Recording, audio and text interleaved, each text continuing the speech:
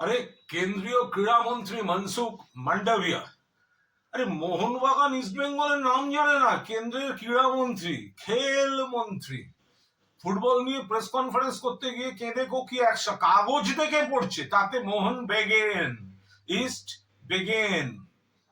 শতাব্দী প্রাচীন দুটো ক্লাব, জাতীয় ক্লাব মোহনবাগান, স্বাধীনতা সংগ্রামের প্রতীক মোহনবাগান, লড়াইয়ের নাম ইস্ট বেঙ্গল, একে অপরের পরিপূরক, সঙ্গে মোহামেডান স্পোর্টিং।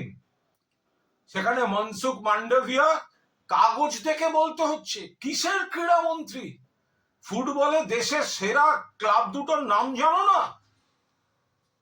এরা বাংলার ইতিহাস, বাংলার সংস্কৃতি, বাংলার মনীষীদের অপমান করে যাচ্ছে, বাংলার অধিকার অপমান করে যাচ্ছে, খর্ব করে যাচ্ছে।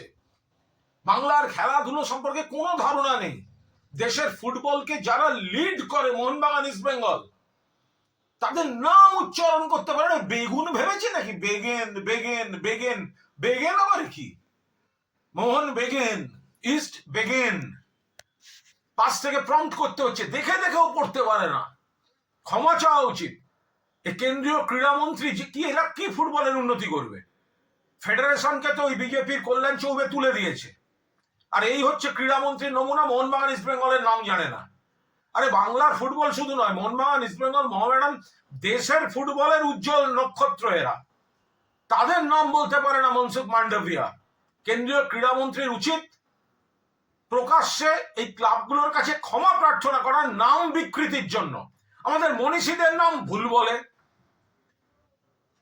ক্লাবের নামও এখন ভুল বলছে। এর এই বিকৃতি, ডিস্টরশন, বাংলা সম্পর্কে এদের না জানা, আর কতভাবে অপমান করবে বাংলাকে। তীব্র নিন্দা করছি, এই লোকটার উচিত ক্ষমা চাওয়া।